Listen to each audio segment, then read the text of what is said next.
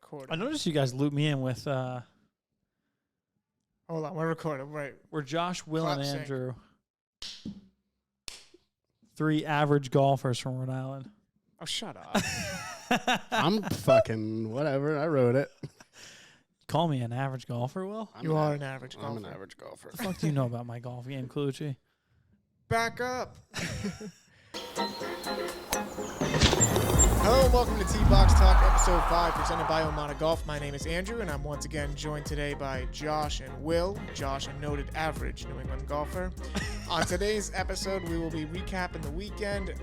We're going to preview the PGA Championship, get some picks out for you. We're going to do some Larry David complaints once again, and then we're going to go behind the scenes at OMADA GOLF.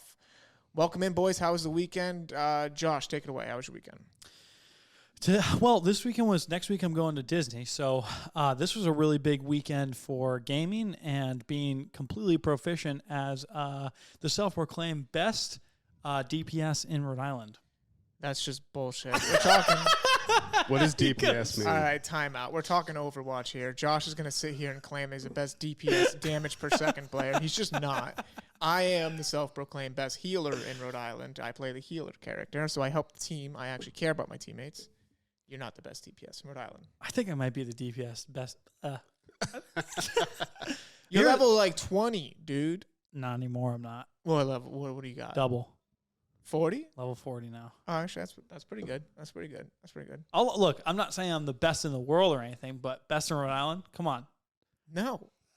Dude, Everybody plays damage. Nobody plays healer. That's do why you even know anybody it. from Rhode Island that plays as a DPS only? Well, I'm not only. I'm also probably self-proclaimed best tank in Rhode Island as well. Oh, here we go. No, I don't know anybody. So maybe you are. If you want to self-proclaim it, self-proclaim it. Well, But if you have somebody that you think is better that's from Rhode Island, I know some people from Massachusetts that would disagree with me, but they're from Massachusetts. yeah, we're from Little Rhodey. Yeah. Little Rhodey. Yeah, I know, Will. So, like, I mentioned last week that we do the Xbox pub, and Saturday night, me and Josh, we got after it on the pub. I think we were gaming until like 3 in the morning. That's like 6 more hours than I was up on Saturday. Anything come up for you this weekend?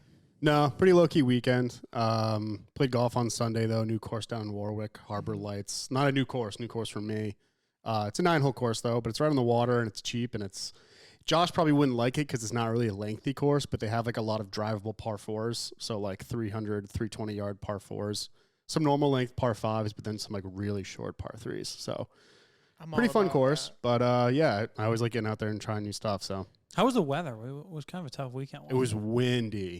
Yeah. Like 3 different holes, my buddy was chasing his hat down the fairway. Yeah. It was. I mean, we took a cart, so it's like whatever. You throw the shield up, but It was also Mother's Day, so shout out to all the fantastic mothers out there that Absolutely. we all appreciate and love. And I had actually a really nice day with my mom yesterday and my brother, and we went down to Mystic, Connecticut, went to the aquarium, love that. then went into like the town, and it was actually kind of a nice area. Did you go into like the town, or did you go into like that little village next to Mystic Aquarium?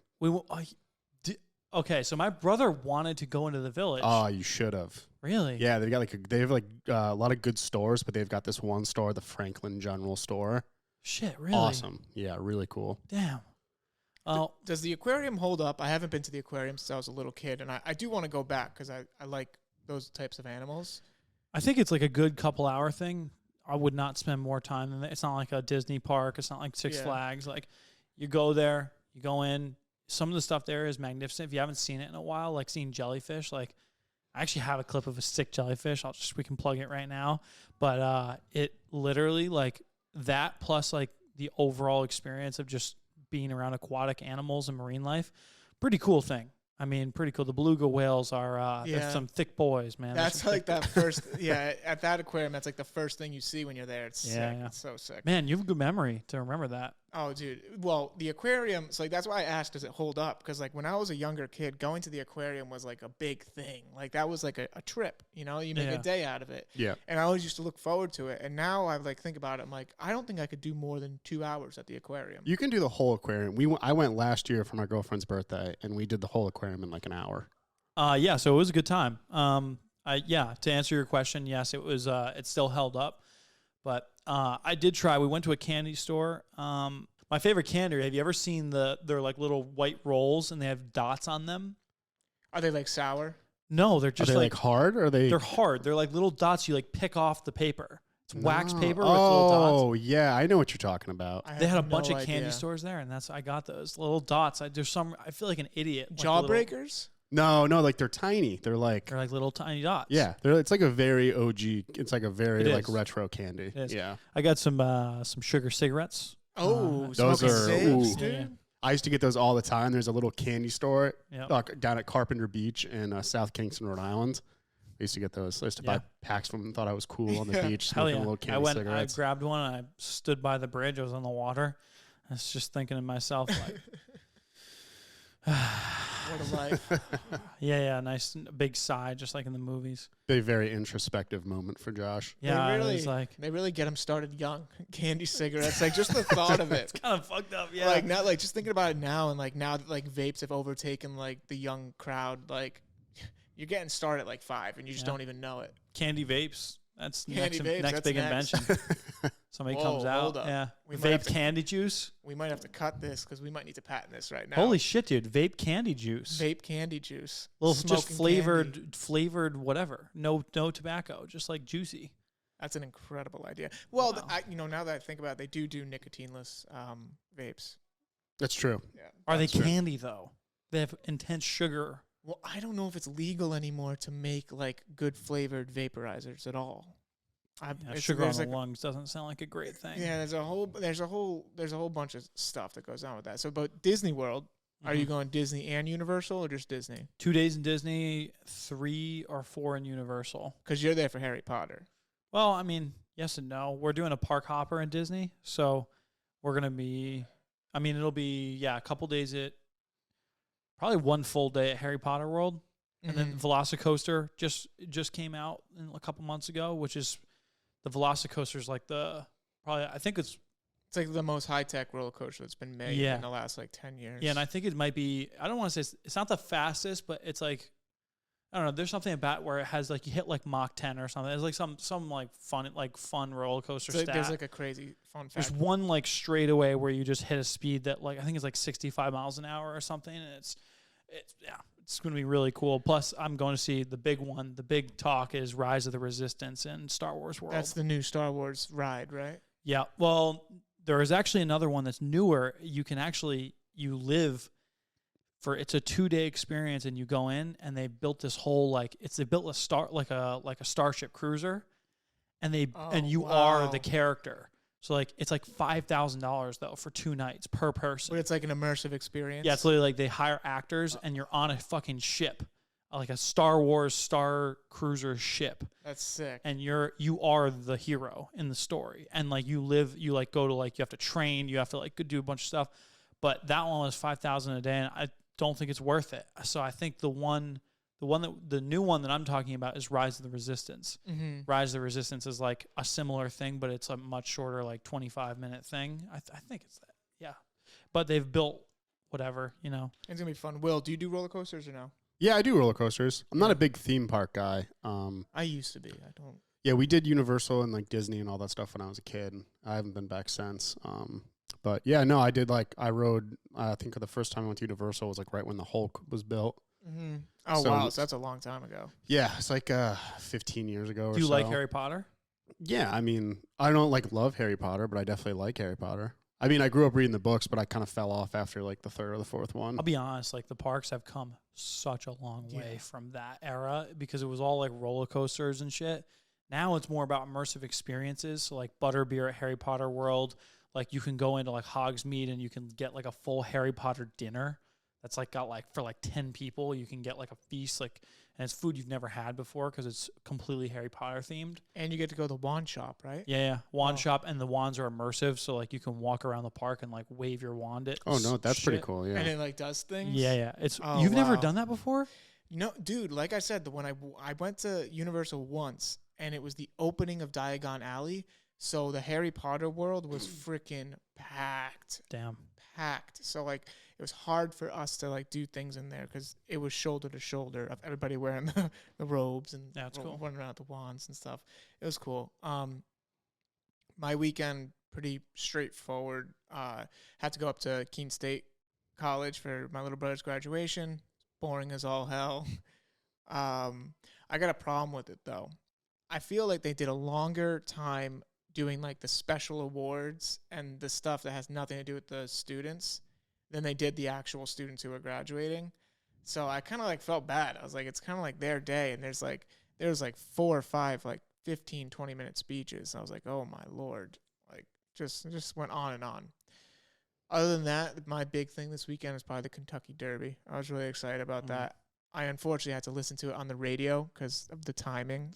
That's kind of electric, though. It was awesome. It's a very different experience. You're like going back in time when you listen on the radio to the fucking Kentucky Derby. And it's the same announcer from the TV. He's the best. But like, it's like not seeing it and just listening to it. And I was with my mom and dad in the car, and it was freaking awesome. That's dope. It was awesome. And Rich Strike wins the second longest odd shot of all time. So he was at 80-1 to win the Kentucky Derby. Rich Strike sounds like a rapper name. It does. He caught that inside lane, dude. They gave him, whoever was in there, they parted the seas for him. He caught the inside lane, took up through the middle, and then fucking just bolted forward to the front. It was like the weirdest thing. Like, it was so sick. And what would happen was the other horses ran really fast out of the gate, and for the first like first mile and a quarter, or first like half mile, were running super fast, and Rich Strike was saving it. And then the final stretch, he just bobbed and weaved all the way. Just turned on overdrive and just... Yeah, it was so sick. That's crazy, yeah. You think the horses enjoy it? So I was listening to like a thing like before the race, and they were talking about how the horses are actually really scared of the people, and like that's why they're kind of jumpy before the race. And it kind of made me feel really bad about it. Scared of which people? The crowd. Oh. It's probably pretty noisy, yeah. Yeah, I think there's like 100,000 people that go to the Kentucky Derby, and like you're kidding me. The horses are like they're scared. There's that the stands are that big. Oh wow, no, there's over 100,000 people that go every year. That's crazy. That is wild. But like with COVID, it was way down, but now it's back up to like over 100,000 people attend the race. That's sick. Anything else from the weekend, guys? What do we got going on? Not much. This is going to sound like kind of like really beer nerdy, but there's a package store. Well, Rhode Island people don't call them package stores, but there's a liquor store on my way home from work every day. It's called Paul's Fine Wine and Spirits. I stop there usually Thursday or Friday going home, and I found the holy grail of smoothie sours there. Smoothie sours? Smoothie sours. You actually put it in the freezer for 2 hours before you drink it. Oh. Yeah, it's crazy. And they're so heavily fruited that it's literally like a smoothie. And it's from this brewery called 451 North in Indiana. And usually you can't get them across, like very far across state lines unless you have a climate-controlled truck because there's so much fruit, it'll just go bad. Mm-hmm. So they're a little pricey. I paid $30 for 4 of them. Oh, my God. But yeah, you're not like crushing them like every single day. Like I had one this weekend, so like I save them for like over the course of a month. What's the alcohol type? 5%. Yeah, but like what is it? Is it it's a beer. It's qualified as a sour. Oh, yeah. Okay. But I used to have a friend that would drive all the way to Indiana. He would rent a climate cooled truck, drive all the way to Indiana, pick up cases of them, and then sell them for $10 to $20 a can. Wow. Yeah. So when I saw them, I was like, no way, this is crazy. I've never seen them in any beer store, liquor store, whatever you want to call it, in my entire life. So I was like, don't want to spend $30 right now, but it's like more or less an investment. Let's move into some golf news, okay? We are on the precipice of the PGA Championship. So for this week, we decided we're each going to like highlight a few golfers from like, the top 25, the middle of the pack, like 25 to 50, and we're going to do one player above 50, so like somebody who's like not really on the scenes that could win it. But to wrap up this weekend, Max Homa wins the Wells Fargo Championship this weekend. Big win for Max Homa going into this week because he's never won a major, but he has a couple of these like smaller tournament wins. So Max Homa's getting hot at the right moment, which is exciting because he's a funny guy. He's always like on social media and stuff. He's a great guy. Is he going to be one of your choices, Colucci? He is one of my choices. Figured. Yep, knew it. Yep. Yeah. All right, so let's get into it. PGA Championship, top 25 players. Let's pick a couple guys each. Will, how about you start off? All right, so I think I mentioned this in episode 4.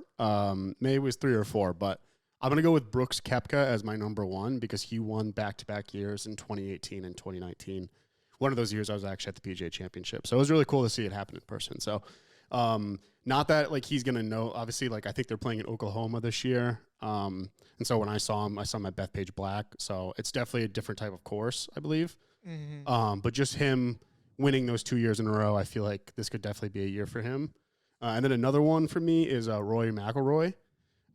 Love the Irishman, and also like he had me fired up at the Masters. So I got to go into the PGA Championship. Like he's got to be riding a high coming out of the Masters. All right, so those are two great picks. I got a couple guys kind of riding off that Masters vibes. I'm taking Cameron Smith, ranked 4th, as one of my guys because he was in the running at the Masters, but on the final day he botches that one hole, and it cost him. It cost him big time, and he knew it. He was really upset after.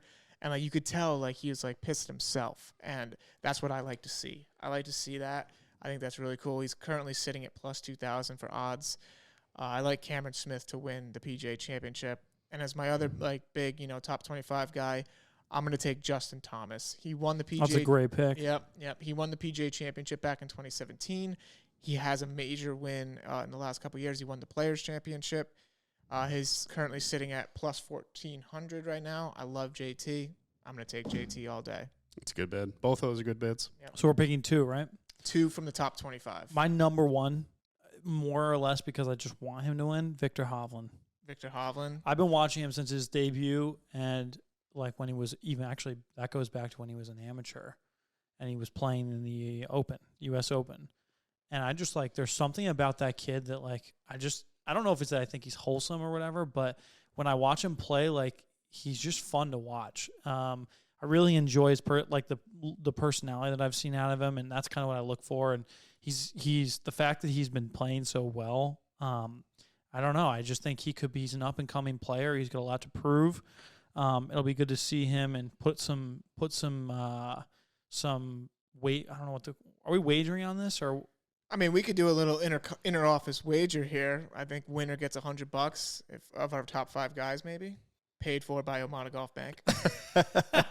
We'll sign the big check up here. We'll sign the big check. All right. Sure.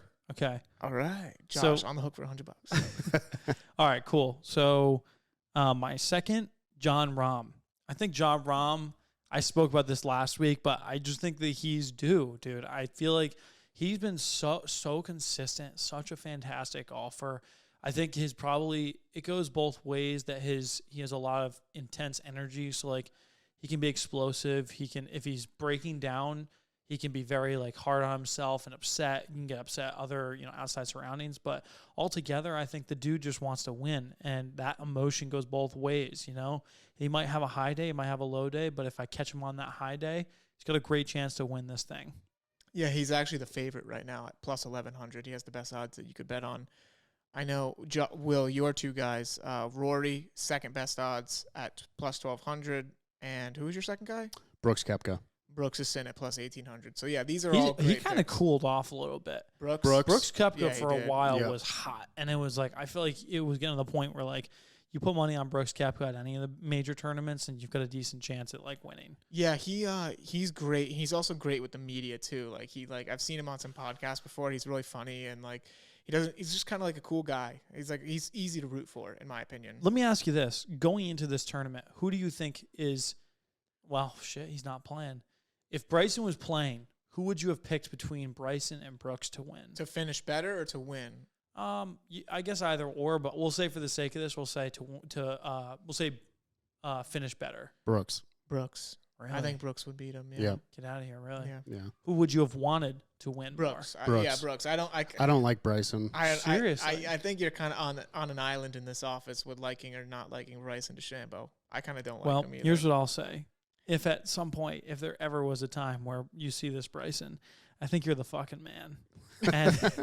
And I absolutely love your game. I love your content, and I love your fucking long drive, man. Anybody who can't respect the long drive like I respect his long drive, you just don't fucking get it. I mean, I respect him. I just think he's kind of a douche. Don't listen to him.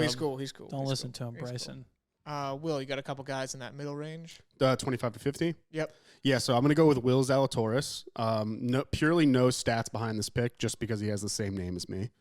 And damn. Tommy I had him on my list. Get the eraser out. And then Tommy Fleetwood is my second guy because he's the flow god. He's got great hair. So Okay. All right. I'm going to have to make a quick pivot here, but I love Will Zalatoris because he's just so young. And like when he burst onto the scene, when he came runner up in the Masters in 2021, like that was so sick. Like just seeing him just like almost win the freaking Masters. Like he's like a Victor Hovland. Like again, like these two picks were like purely like take stats out of the equation, but like he's like Josh's Victor Hovland for me also. Like he's a young guy. He's on the up and coming, and I feel like he's definitely got a chance to place well in this. I mean, yeah. Yeah. Will Zalatoris sitting at plus 3,500 on the odds.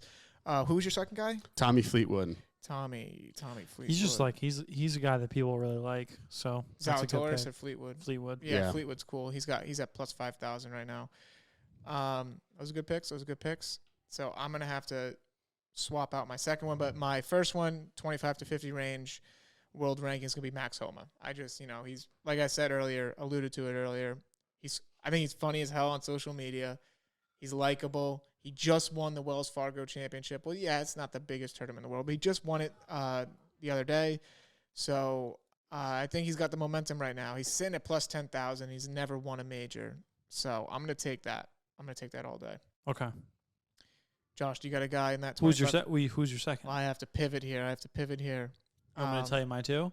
Yeah, you go first, and then I'll come in after you with my second one. So in no particular order because I like the second guy more. Sorry, I like the odds of the second guy more. I'm just going to say my first one. I'm picking Taylor Gooch. Gooch. He's my number one for the 25 to 50 range. I've been called Gucci before. It's a tough, because my last name's Colucci. It's kind of a tough, it's a tough name. Yeah. It's a tough name, getting called That's Gooch. my guy. I've never heard of him before. Give me Gooch. He's been like in contention the last few tournaments. He's actually really good. That's a good pick, Josh. Hot Gooch. All right, my second guy is he's a knockout killer. Shane Lowry. I like that pick. She's got a shot. I've seen him too many times in the leaderboard. Shane Lowry's a great player. All right, I'll throw in my second mid-range guy. I'm just gonna take Adam Scott here. 14 PGA victory tours, 14 international victories. Got the experience. 41 years old. He's got the experience. I'm taking him. So yeah, that's gonna be my second guy in that middle range. We're gonna have to keep track of this somehow so we can figure out who won amongst us. Will, let's go with your last guy, the 50-plus world ranking. We're just doing one for 50-plus, right? Yep. So I'm going to go Matthew Wolff. And for some reason, I thought he's only won one PGA event, one PGA Tour win in 2019. It was the 3M Open, I think. But he did come in second at the 2020 U.S. Open. So, again, kind of a random pick from me. But I know I've heard a lot of good things about this kid. Again, younger, kind of up and coming. And yeah, Matthew Wolff. I forget what he's ranked after 50, but I think it's like 58 or something like that. Okay. I'm going way down the list here. I'm going to number 98, and that's going to be Cameron Champ. I love Cameron Champ. I think it was the last U.S. Open or the one before that. He really burst onto the scene, and he's a young kid. He's 26. He's got 3 PGA Tour victories. I just really like him, and I'm going to take him as my plus 50 long shot here. Colucci, with your love for Wolves, I'm surprised you didn't choose Matthew Wolff. I should have taken him, dude. I should have taken the Wolf. I love a good Wolf. Cameron Champ sitting at plus 12,500 odds. So, Josh, you got a guy in that top rankings? So now we're at what? 50 plus. One guy from 50 plus. Gary Woodland. Ooh. No doubt. That's an easy one. These are all good picks, man. How are we going to do this tournament? Let's figure it out live on the podcast here. I think there's the combined scores of everybody, whoever has the lowest. I think that's probably the easiest way to do it, yeah. Yep. So if I have my 5 guys, if I'm minus 20 or something or minus 18 with all of them combined, that's how we should do it, I think. Whoever amongst the 3 of us wins. I'm game. Cool. What happened? What's the point ratio for top spot? if you guess the winner, it should be an automatic win. I agree. Well, if you have the winner, you'll probably win. Yeah, but that doesn't. How does that work? It wouldn't work like that. No, you're right, because and especially just do it. Just like each player position in the top of the rank out of the three of us is worth a point, and the final, whoever wins that, if somebody guesses the winner of the tournament, they win. Okay. Cool. All right. We can. Yeah, this sounds good to me. So we've picked 15 golfers. You think one of us will actually pick the winner? No, I'm gonna go no, but I don't know, dude. Again, like, there's a reason John Rahm is favored to win and Rory's number 2. I think John Rahm is just, I don't know why. I get a feeling about these things. I just feel like he wants to win more than everybody right now. He is the favorite right now. Like, he won that tournament a couple weekends ago, like the Mexico Open, I believe, the New Mexico Open. He's right there. He could do it. Like, you might have the winner right there. He needs a major, though, more than all of them need a major. I think Rory might win it, though. Rory's been cold for a long time. I don't know. I don't know. He's played good. Fire at the Masters. I know he did. On the last day. That's what I'm saying. Right, but he's going to take that fire and bring it right into the PGA Championship. But it's too much time passed because, like, notice how none of us even touched Scotty Scheffler. Nobody even mentioned him. No, you never bet. I would never bet on a guy the tournament after that is kind of like just on the scene. Like, it's his first one. There's no, unless you're like some, Tiger Woods winning the Grand Slam. Right. Like, unless you're like a prodigy and everybody in the world knows you're a prodigy, then there's just that doing that is just like brutal. Like, I thought that was, when I looked at Jordan Spieth, I thought that was going to be I thought he was kind of the next prodigy, but. Yeah, I mean, this is like, going back to the Kentucky Derby. Like, you can speculate all you want, but like, it's still human beings playing a very mentally tough game. It's like NASCAR. It's like, you can, like, there's odds and everything of like, oh, this guy's favored, but like, in the end, a couple bad shots and you're done. Like, that's it. Goodbye. That was actually one of the things we talked about a couple episodes ago about when Scheffler 4-putted on that final hole. Yeah, just a human being. Just 1 minute of being on that green. Just one. That's all it took. Literally, in 10 seconds for him to just miss the first putt. Oh, it's way too long. Now he's going to miss that second putt. And coming back, he also missed that putt. Yeah, and then he puts it in. 4 putt. I mean, that's like, it happens like that. He lost like 2 strokes on that. Yeah, imagine like, luckily he had a big lead, but imagine if he didn't. But what was his lead anyway? 12? It was pretty big. Yeah, I think he was up by like 7 or so strokes. Like, he would have had to really, like, he would have had to like 7 putt, I think. Yeah. For like Rory or Morikawa to be, or just Rory to be in contention. Right. Yeah. So, anything can happen. One of us has to pick the winner. 15 picks. Come on. We got this, guys. We got this. Let's move on in to some Larry David complaints. I have a fucking great one today, dude. I got a good one too. I had a really good time doing this last week, so we're gonna bring it back. LD from the T. LD from the T, dude. Larry David, king. I'll go first. Okay. I have a major issue with cryptocurrency and the pressures of getting into cryptocurrency. Everybody I see on Twitter is like, oh, dude, like, I bought this Shiba something, and like, I'm like rich now, or I bought Doge when it was like this, and now I'm rich. It's like, and I feel all this pressure that I have to get into cryptos. So I put a couple $100 into some cryptos, and I'm not a financial expert. I'm going to say that right now. Do not take my advice. And I'm down like $80 already. Like, I'm just, every time I open my damn app every morning, it's just going down. Just going down. And like, it's just so annoying that I just got pressured into it. Like, I didn't want to buy the cryptos. I bought the cryptos because everybody else was doing it. I'm a follower and I'm losing all my money on cryptocurrency. I had like kind of the same problem like the beginning of COVID. So like March 2020, I dumped a bunch of money into Dogecoin, and I ended up making out like a bandit. So so that's part of what I'm saying is like, I saw so many kids do that exact same thing, and now I'm sitting here just behind the 8 ball. I'm done. Yeah, so I since I haven't invested in anything at all, crypto, just regular stuff. what really grinds my gears is it kind of goes along the same lines of that is like NFTs. I don't understand what the fucking NFT is. Dudes be like 30 sitting in their parents' basement with like a picture of a monkey, and they're like, I'm worth $500,000. Dude, it's the same. Makes no fucking sense to me. I don't even know how to buy them. I don't even know how to buy them. NFTs, the way I would look at an NFT is like a baseball card. Is that you know, instead of baseball cards now, they're digital assets, same as cryptocurrency. Mm-hmm. But their value is only as much as there's perceived value. So if there's 10,000 people that want someone's NFT, then the value of that goes up significantly by a lot, right? But if there's 2 people that are interested in your NFT, there's nothing. So it's all about generating the online traffic. You're just selling a product. It really boils down to that. I think the disconnect for me is like having a baseball card is having like a tangible item that you can sell, whereas like I could just screenshot your NFT.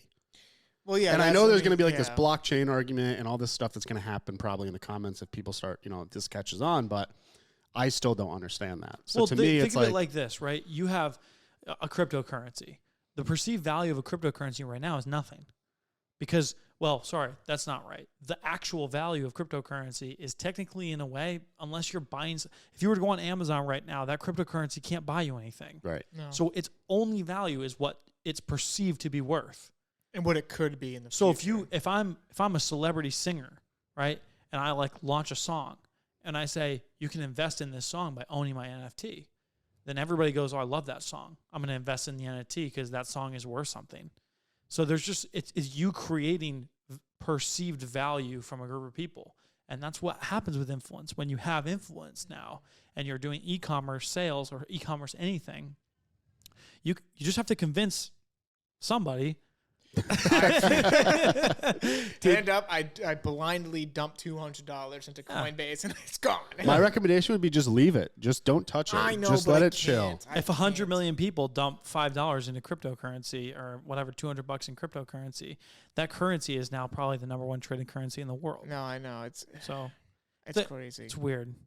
It is weird. But I see what you're saying. Like, I see, like, I'm a big, massive Patriots fan. Obviously, I've worn this hat every podcast, I think. But, like, Tom Brady's launching his own NFTs and stuff. I'm like, what are you even doing that? Like, I don't get, like, what kind of money do you need to make right now? I don't understand it. I still don't even know how to buy them, but that's my complaint. The pressures of getting forced into buying these cryptos and NFTs because I think I'm going to miss out, and then I end up losing all my money. But FOMO is also like the main catalyst to every one of those. What was that? FOMO. Oh, yeah, fear of missing out. Exactly. But I will say, like, if you really want to get into cryptocurrency and you're looking for investment, you just go with the top 2. If you got Ethereum right now or you got Bitcoin right now or they drop 10% and you get them then, think about this. In another 10 years, if you actually held them when Amazon says, Bitcoin is now an accepted form of payment on Amazon, whatever it's at now, it'll be worth 150 times what it is right now. I know. So you got to look at it like that. All the other ones are just momentum traders. Like Dogecoin was literally made as a joke. Yep. It says it on the thing. It says like this is like a meme coin, and it's like, what the hell? So yeah, it's a meme coin. So it's just like it's almost more like an NFT than it is a cryptocurrency. But I don't know. It's all to each his own. Figure it out, learn it, love it. I don't know. I'll take it off my Larry David complaints once I figure it out. But for now, it's sitting strong on my Larry David complaints. Josh, you're excited to get yours out. What is it? All right, so this was actually golf related. Okay. There's been an ongoing battle. This is a century-old battle, and there are 2 sides to this, and it's really annoying from both sides, and there will never be a victor, or at least not now, as to my knowledge. If you are a group on a golf course that's in front of a group that's playing faster than you fucking hate that group behind you. You hate it. If you're a group in behind who's playing faster than the group in front, you fucking hate them. It's just mutual hate everywhere. But the question is, who's the one that's right in the situation? Or do you let them play through? Because if you let them play through, then the group behind them catches up, and it's nothing changes. That most times, if you're going to force them, not an option. So I look at that and I'm like, dude, if I'm playing in front of a group, don't fucking hit your ball into me. Yeah. Yeah. Don't hit your ball It into drives me. me up a especially if we just had this problem at Triggs. Yeah. I am visible from 250 yards out, and you're hitting your ball into me. Yeah. So that happens. So you're like upset with them, but on the flip side, if you're playing slower than they are and they want to play fast and get off the course, or they want a quick round, I can't blame them either. It's like a mind melding, breaking problem that I'm complaining about. And just everybody's mad at each other. Yeah, it's a lose-lose, and nobody's right. Yeah. Yeah. And it leads to fights on the course, people hitting balls at each other. Rushing, because I hate being rushed. I fucking hate being rushed. It's like my friends and I, probably the number one thing we don't, that is probably the number one complaint at any golf course, is being rushed. I don't like being rushed. Then again, I don't have children. I'm not you know what I mean? I don't have a wife to go home to or whatever. I don't know if that's whatever reason you would want to play a short game of golf. I don't have that reason. So when I go out there, it's you want to enjoy yourself, enjoying myself, and relaxing. I don't really need to play that fast. Yeah, the only people that I feel like it's just the pace of play officers, people out there that just are so dedicated to keeping the pace of play.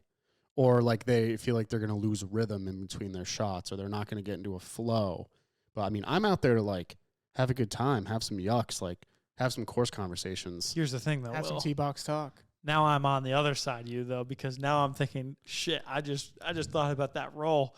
That might be true, but I'm also under the impression that if I get iced out on the golf course, I lose my swing. So I'm also thinking there's a happy medium, exactly. But ultimately, if you make me wait 20 minutes of fucking hole will, I'm gonna. Oh, fuck that. No part of that is appealing to me. Yeah. If I have to wait 5 minutes on a tee box every hole, that's okay.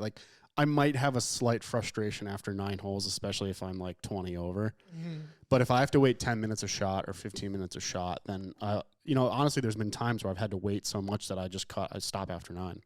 Do you see what you just did though? Yeah. We just literally lived it. You just lived the who's actually wrong situation. I'm actually looking at him and I'm getting fucking pissed off right now. What did I do wrong? It's always Will that's getting kicked off the podcast. Go eat some Subway tuna. Well, Jesus Christ. I just looked at him and I just got furious, But it's that's the thing. It's who's right, who's wrong in that situation. I almost in this office, in this room right now, just yelled out, "So fucking play faster, you pussy!"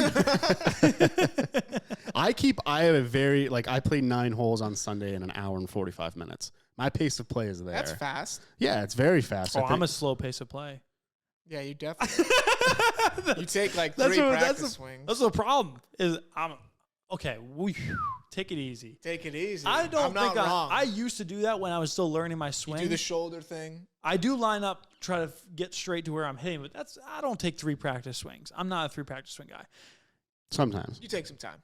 You really think I take that many practice swings? I mean, from someone who just gets up to the ball and usually doesn't even take 1 practice swing, yeah. You really don't, though? No, not typically, no. So I feel like even if my practice swing is good, I'm still probably going to shank it.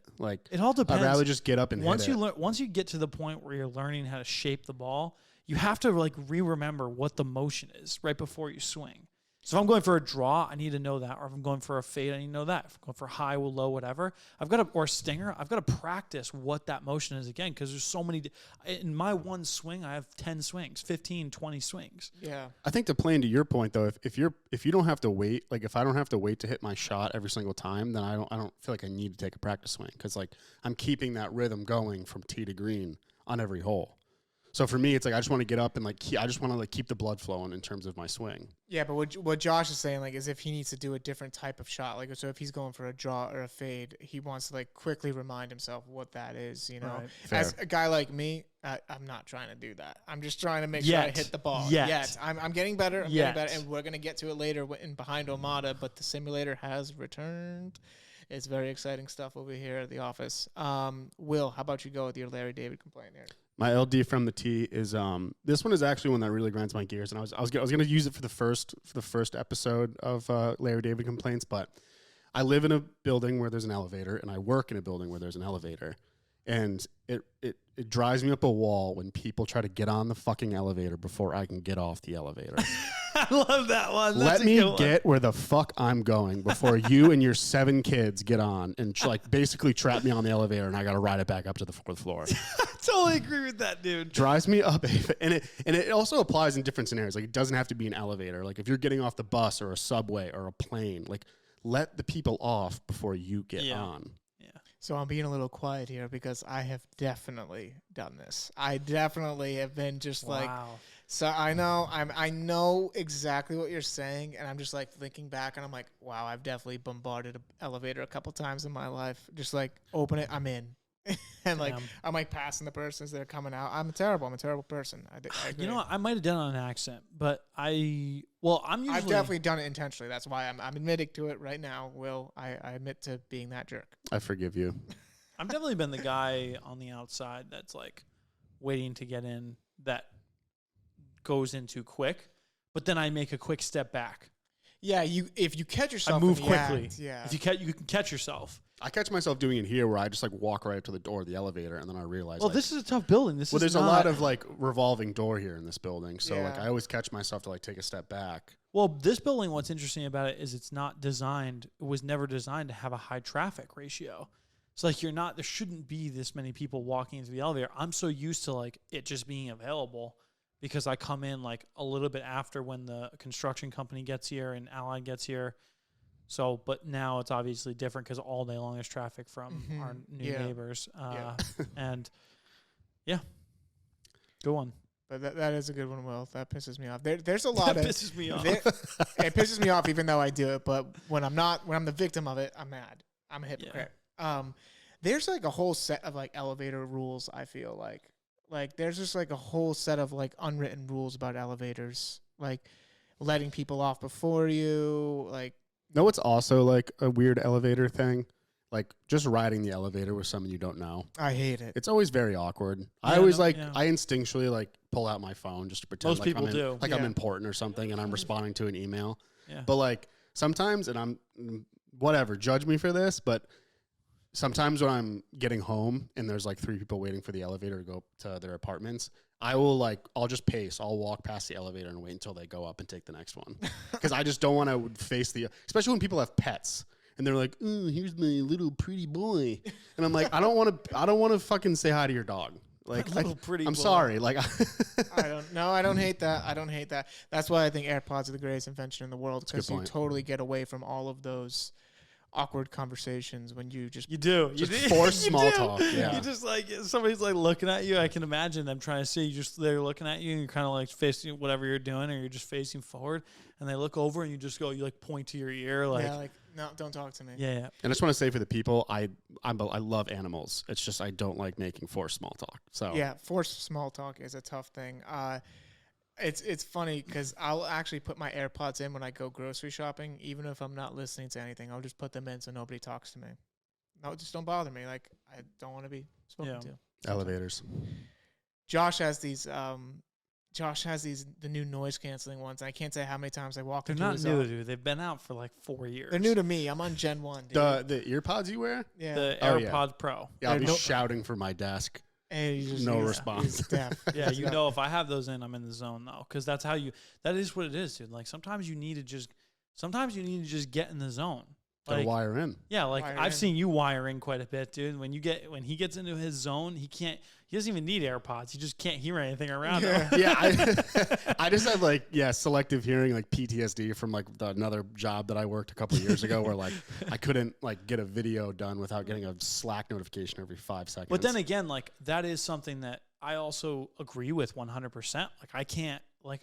The only way you have to have momentum when you work in anything creative. Right. Anytime you're doing any video editing, anytime you're doing any social media, or anytime you're doing anything digitally on a computer, you have to get to that point where you wire in and you just forget and your brain is almost on autopilot and you're just going. Wholeheartedly agree. You can't get to that place if you've got somebody, annoying you or talking at you or with you or whatever it is. Yeah. Yeah. Agreed. And while we're talking office stuff here, we'll move right into behind OMADA. Boys, it's the return of the simulator. It's been amazing. We hinted at it last week when we got the new internet, and it's official. The simulator works. Yeah, we're in full-fledged simulator mode, dude. Yeah. If it says anything, I was here on Saturday, hitting in the simulator. Yeah, I was also here on Saturday. It just definitely changes the whole entire atmosphere. It just changes the whole flow, the enjoyment of being here. It's such a good step away from what you're doing. I mean, honestly, the simulator has always been like the second I started doing OMADA, I was like, we needed something to do it, and it's, oh my God, I forgot how important it is and how much fun it is. It's really fun. It's really, really fun. And you actually get better. Like I was talking about earlier, like sometimes like I'll just be hitting and I'll just like be having a tough time, and like Josh and Will just come over and like we'll just do a quick swing like lesson almost. Yeah. And like I'll learn things, like very small things that I can just start implementing right there in the simulator. And it's just awesome. And well, Colucci, where you're at is interesting because I think most people are where you're at. You actually have a really good swing because you've been swinging you've been playing for so many years now. The trick for you, I think, is going beyond. The simulator allows you to have, I was saying this the other day, simulator allows you to keep all of the variables constant. So elevation, like type of ground, type of grass, thickness of grass, dirt, all that shit becomes a complete constant in the simulator. Exactly. So it allows you to know that if you do something wrong, it's because your swing, not because of the lie or anything like that. So where you're at is now going from, it's important. It's kind of a cool thing because you're in a big transition in your swing. You're going from, you just learned this week, you had a light bulb moment where you actually learned how to draw the ball. Yeah, it was really exciting. It's kind of like golf is one of those things where once you learn something and you're like, oh shit, like it was that simple. Yeah. And then like you kind of just start implementing it, and it's awesome. Golf in general is just intermittent reinforcement. It's like gambling. You hit a great shot, you want to hit another great shot. Yeah, you're back. Yeah. It's like, I hate golf. I love golf. I can't wait to play again tomorrow. Luke Combs, shout out. Yeah, I like that. But yeah, Kluch, because you for a long time, you've like, see, like when you get up to a ball or you go to a range or whatever, most people, and I've heard pros talk about this, you don't even know what you're doing. When you hit a ball, are you just hitting a ball to try to hit straight? How do you know whether or not to hit it right? I'm sorry. How do you know how to hit it straight if you don't know how to hit it right or left? Because in order for you to hit straight, you have to go in between right and left. Yeah. So knowing that muscle memory, you're at the point where a couple tweaks and you might be shaping the ball a lot better than you think. Yeah, I'm excited to see what holds, and the simulator being back is incredible because I can actually work on some stuff. Yeah. It's really fun. Some other news in, May 9th, in 6 days. OMADA's first intern is going to be rolling in here. You may have seen him in other videos. Anybody listening to this or watching this, Nikki Shanks is going to be coming in. Nikki Shanks. And Nikki Shanks is a stupendous Division I athlete at Bryant, golfer, and he's notorious for shanking the ball. So he coming in, there's going to be a lot of competitions. Now the simulator is in full effect. There's going to be a lot of bets. Oh, yeah. I'm sure I'm going to be taking a lot of money that he earns from his job here in the office. But I can't wait to have Nikki Shanks here. Really excited about it. Kid's 140 pounds soaking wet, but can hit the ball like 330 yards. Yeah. It's unreal. He's really good. I just think kind of like a cool moment, like the fact that we actually are getting an intern, I think is pretty cool. Like it's kind of like one of those, like, it's a small thing, but it's like we're actually like on job listing boards at schools for an internship. I just think that's really cool. I do too, yeah. It's a big achievement. I mean, it's like, yes, this is a very legit company, but it is a startup. So like getting to that point where we need an intern, like that's cool as hell. Yeah, or that we can, potentially afford an intern. Yeah. I mean, it's all a way of looking at it, but it's a fun thing, and there's a lot of things that we could use help on. Everybody knows we've been flushing content out, and it's only going to go up from here. It's not going to slow down. And because we're in the behind the scenes, it's an interesting thing to talk about. A lot of people talk to me because in the past month, we've reached 250,000 accounts organically on Instagram with 4,000 followers. To anybody else out there who's starting a business and whatnot. This is the OMADA Golf page, right? Correct. Yeah. Anybody else who's out there, like, you don't need that many followers right now on Instagram to reach a lot of people. So start making content for your business or your blog or whatever whatever it is you do, start making content because you can reach a lot of people out there. So we did that. And, you know, the reality is with that kind of reach and those kind of views, it's like for a while there, we weren't posting anything. So people noticed that. And even within like the small following base that we've had in the past, there's some people who notice when we do good things or when we do bad, you know what I mean? Like, or when we have a lapse in content, but we're really excited, dude. Content is just like, it's so much fun to do. It brings everybody together and it ultimately expands the brands and the product. Yeah. I think what you hit on is it's fun to do. You know, it's work, yes, but it's fun. And like, it's like that old saying, if you're having fun at work, you're not working, you know? Yeah. I mean, we released, obviously this is the big week where we're starting to release T-Box Talk content, right? And we all know that, you know, last week we did a video where we ate fucking 4 million Scoville hot sauce. Yep, I had that in my notes. Yeah. But the trick is that, and you guys can attest to this, you know, as much as I will, doing those kinds of things, that little bit of pain, and I used to use in a fraternity, like they do kind of similar things like with it when they haze and whatnot. We're kind of hazing ourselves. But that little bit of pain and the little bit of sacrifice that we put into that content makes it meaningful to us. Forget what everybody else thinks. We actually did that and enjoyed it, and it was something that was fun. And we're launching our podcast, so it's like it's a very meaningful act, and it brought us all together as well as expanded the reach for the brand through the content. Well, you say enjoy it. I don't think Will enjoyed it too much. Will was suffering pretty bad with the hot sauce. Thank God for that milk, man.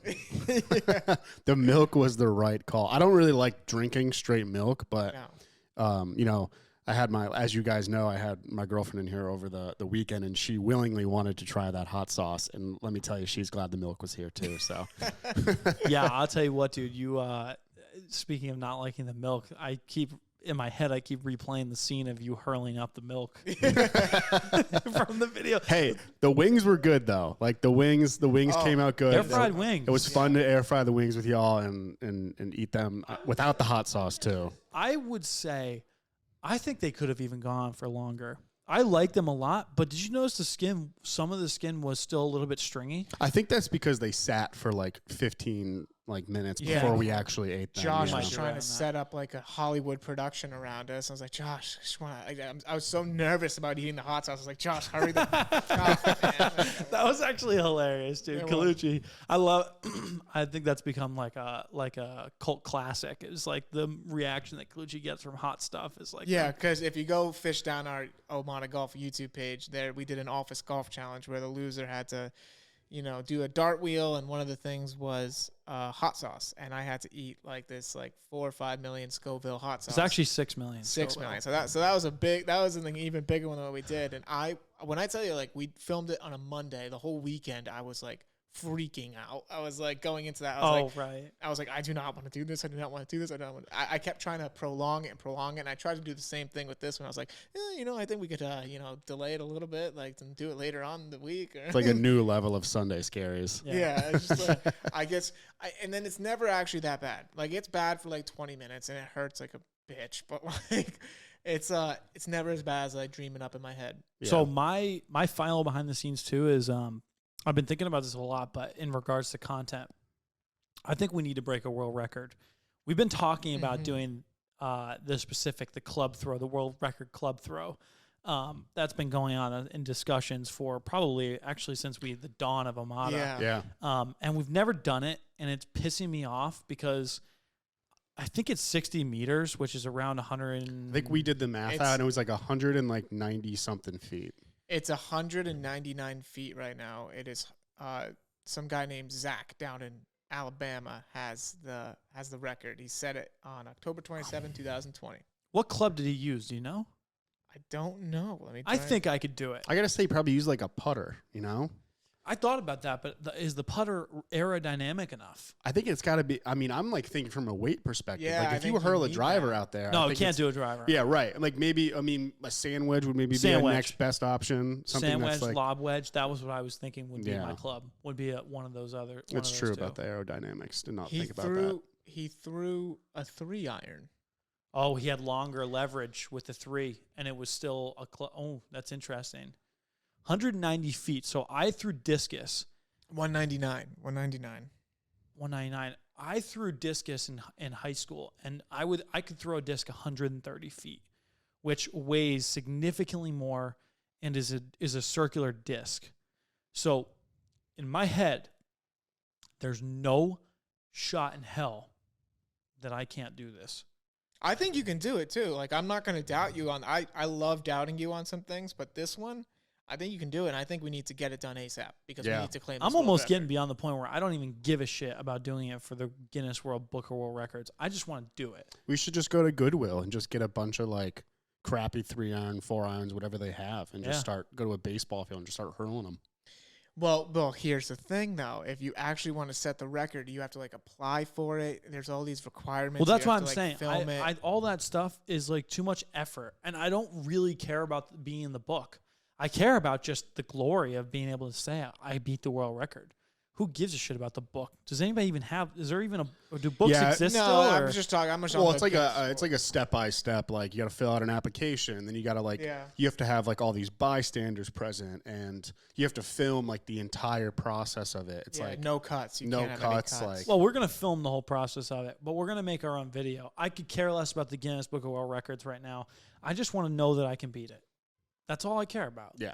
Because at this point, if it's filmed and there's content that proves it, that is better than a fucking, written in the book, like or on the website. Yeah, I don't even know if they do the book anymore. I don't like. They probably do the book, but think about it. When you hear of a Guinness Book of World, when you hear a Guinness record, where do you even look? Like you would just see it on whoever completed the record would just post about it. All I know is 190 feet. I think I can beat it, but that is a lot. That is a long distance. That's 60 feet further than my best distance with a discus. What's like home plate to like a normal baseball fence? Well, it depends if you're talking little league or big league. Little league is more what you're looking for.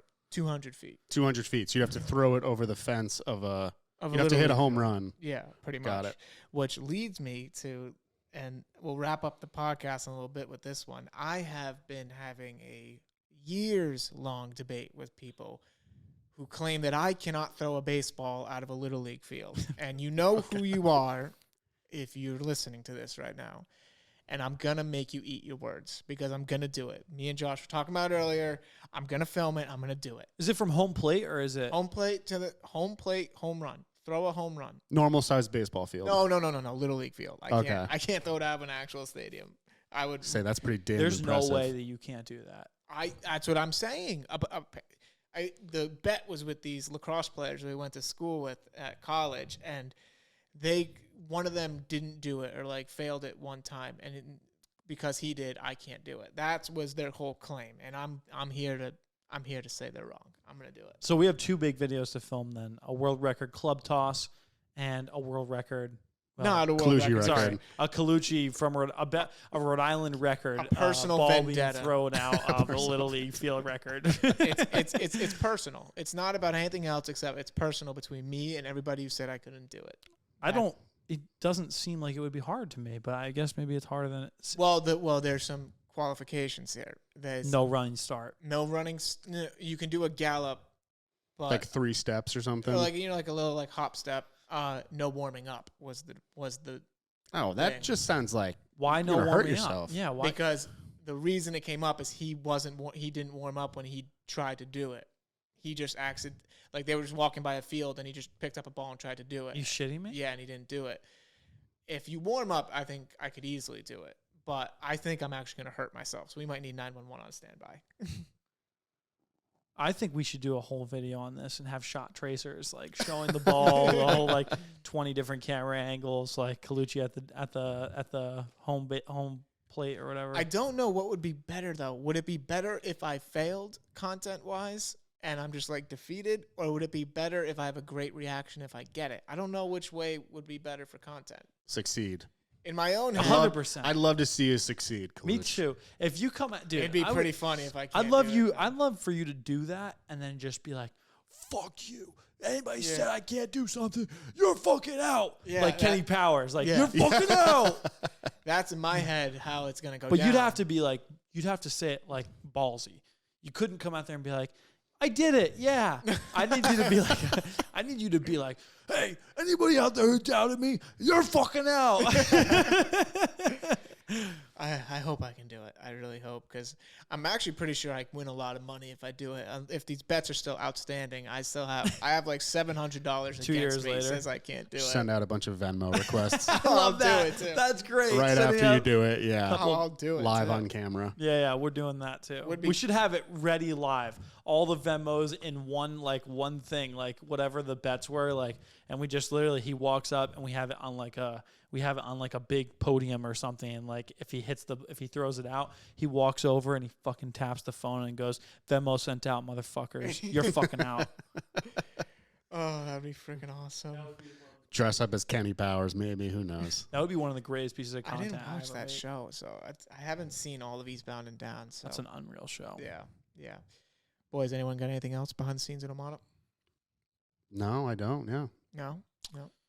If you're watching this or listening to this now, that means that T-Box Talk has officially launched.